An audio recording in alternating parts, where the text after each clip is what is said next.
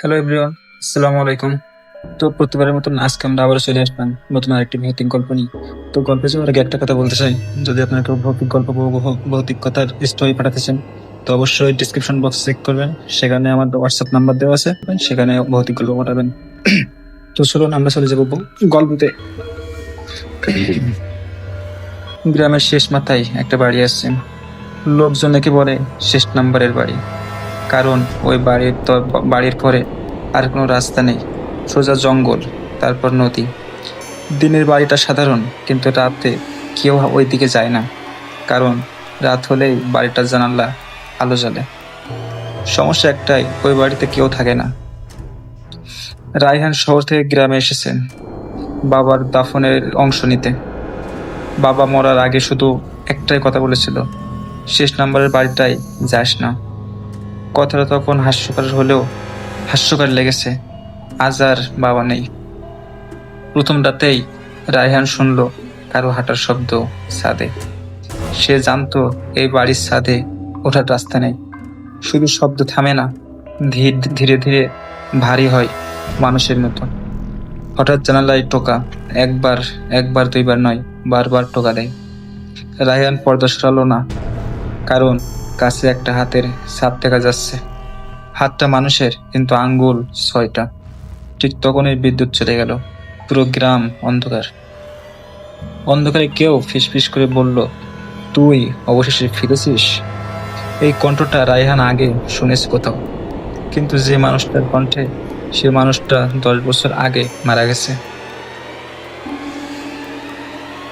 রায়হান সারা রাত ঘুমাতে পারল না। কণ্ঠটা বারবার কানে বাজছিল। ভোর হলে সে ভাবল সবই হয়তো কল্পনা ছিল, কিন্তু বাড়ির উঠোনে নেমে সে যা দেখলো তা কল্পনার বাইরে। মাটি মাটি ভেজা পায়ের ছাপ, 6 আঙ্গুলের। পায়ের ছাপগুলো সোজা গিয়ে থেমেছে শেষ নাম্বারের বাড়ির দরজার দিকে। গ্রামের একমাত্র চায়ের দোকানে রায়হান। এই কথা বলতেই সবাই চুপ। একজন বুড়ো ফিসফিস করে বলল, ওই বাড়ি ওর বাবার ছিল না। রায়হান বলল, তো কার ছিল? রায়হান অবাক হয়ে জিজ্ঞেস করলো, তাহলে কার? বুড়ো চা নামাতে নামাতে বলল, যাদের নাম আর কেউ নেয় না। 10 বছর আগে এক পরিবার এই বাড়িতে থাকতো। এক রাতে হঠাৎ আগুন, কিন্তু পোড়া লাশ পাওয়া যায়। পরদিন সকাল থেকে বাড়িটা খালি, কিন্তু যারা রাতে দেরি করে ফেরে তারা বলে বাড়িতে আলো জ্বলে। রায়হানের বুক এক এক বুক ধক ধক করে উঠল, কারণ বাবার মৃত্যুর রাতেও আলো দেখেছিল সে। সন্ধ্যার সময় শেষ নাম্বারের বাড়ির দরজা তালা নেই। দরজা নিজে থেকেই খুলে গেল। ভেতরটা অদ্ভুত ঠান্ডা। ঘরের দেওয়ালে আঁচড়ের দাগ, মনে হয় কেউ ভেতরে থেকে বের হতে চেয়েছিল। একটা পুরনো আয়নার রায়হান নিজের মুখ দেখলো, কিন্তু আয়না দাঁড়িয়ে থাকা মানুষটা হাসছিল, আর সে হাসছিল না। পেছন থেকে কণ্ঠ এলো, তোর বাবাও ঠিক এভাবেই ঢুকেছিল। রায়হান ঘুরতে দরজাটা সজোরে বন্ধ হয়ে গেল। অন্ধকারে শেষ কথা শোনা গেল, এবার তোর পালা। রায়হান চোখ খুলল। নিজের ঘরেই শুয়ে আছে। মনে হলো সবই স্বপ্ন ছিল, কিন্তু বুকের উপর আসলের দাগ আসল আসল ছিল। ঘড়ির সময় সকাল 6টা, কিন্তু বাড়িটা অস্বাভাবিক নীরব।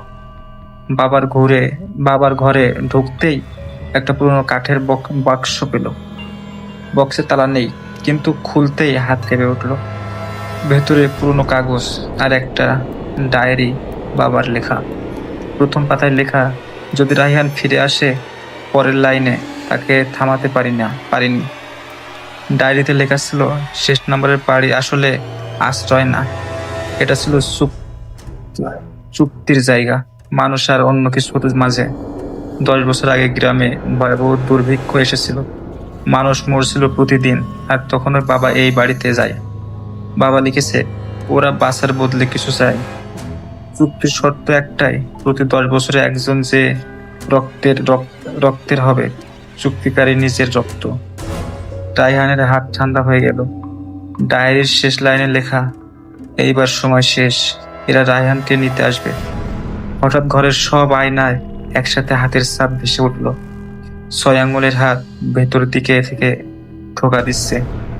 বাইরে থেকে কণ্ঠ ভেসে এলো, চুক্তি ভাঙা যায় না। আরেকটা কণ্ঠ রায়হানের বাবার, দৌড়ো, এখনো দৌড়া। রায়হান কিছু না ভেবেই দৌড়াতে শুরু করলো, কিন্তু রাস্তা যেন ছোট হয়ে যাচ্ছে। যত সামনে যায়, শেষ নাম্বারের বাড়ি তত কাছে আসে। হঠাৎ গ্রামটা বদলে গেল, চারিদিকে কুয়াশা আর নীরবতা। ঘড়ি, মোবাইল সব বন্ধ হয়ে গেছে, শুধু হৃদয়পিণ্ডের শব্দ। বাড়ির দরজা দাঁড়িয়ে একটা পরিচিত ছায়া, বাবা, কিন্তু চোখে কোনো প্রাণ নেই। বাবা বলল, আমি তোকে বাঁচাতে চেয়েছিলাম। রাইহান চিৎকার করে বলল, তাহলে আমাকে কেন? বাবার কণ্ঠ ভারী হয়ে এলো, কারণ আমি দুর্বল ছিলাম। দরজা খুলতেই দেখা গেল ভেতরে আরো মানুষ দাঁড়িয়ে আছে, সবাই অপরিচিত, সবাই নিখোঁজ।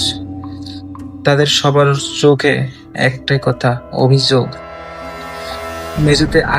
মেঝেতে আঁকা লাল বৃত্ত, তার মাঝারে, তার মাঝখানে রায়হানের নাম, দেওয়ালে লেখা, রক্ত বদলালে স্মৃতি ভাঙে। বাবা কাপা গলায় বলল, আমার রক্ত নিয়ে তুই বাচ্চা। ঠিক তখনই 6 আঙুলের হাত বাবার কাঁধে পড়ল। অন্ধকার কণ্ঠ গর্জে উঠল, সময় শেষ। বাড়ির দরজা বন্ধ হয়ে গেল, বাইরে আর কোনো পৃথিবী নেই। রায়হান বুঝে গেল, আজকেও একজন আর ফিরবে না। রায়হান বাবার দিকে তাকালো, চোখে পানি, মুখে ভয়। বাবা ধীরে এগিয়ে এলো, লাল বৃত্তের মাঝখানে দাঁড়ালো। 6 আঙুলের হাতগুলো নড়লো, ঘরটা কেঁপে উঠলো। বাবা বলল, আমি ভুল করেছি, এবার শোধ দেব। হঠাৎ চারদিকে অন্ধকার, শুধু মাটিতে রক্তের শব্দ। রায়হান চিৎকার করতে চাইলো, কিন্তু গলা দিয়ে শব্দ বের হলো না। এক মুহূর্ত পর আলো জ্বলে উঠলো, বৃত্তটা খালি। বাবা নেই, শুধু মাটিতে একটা ডায়েরি আছে। ডায়েরির শেষ পাতায় লেখা, চুক্তি শেষ, কিন্তু অভিশাপ না। বাড়ির দরজা খুলে গেল, রায়হান বাইরে বেরিয়ে এলো।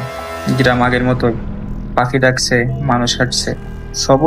সবাই বলল, শেষ নাম্বারের বাড়ি। এরা বলল, ওখানে তো কখনো কোনো বাড়ি ছিল না। রায়হান পেছনে তাকায়, শুধু ফাঁকা জায়গা। কিন্তু রাতে তার ঘরের জানালা আলো জ্বলে। আয়না সে দেখে নিজের পেছনে একটা ছায়া। ছায়া ফিসফিস করে বলল, চুক্তি শেষ হয়নি, শুধু মালিক বদলেছে। রায়হান বোঝে, শেষ নাম্বারের বাড়ি এখন তার ভেতর। তো আজকের গল্পটা এই পর্যন্তই। সবাই ভালো থাকবেন, সুস্থ থাকবেন, আল্লাহ হাফিজ।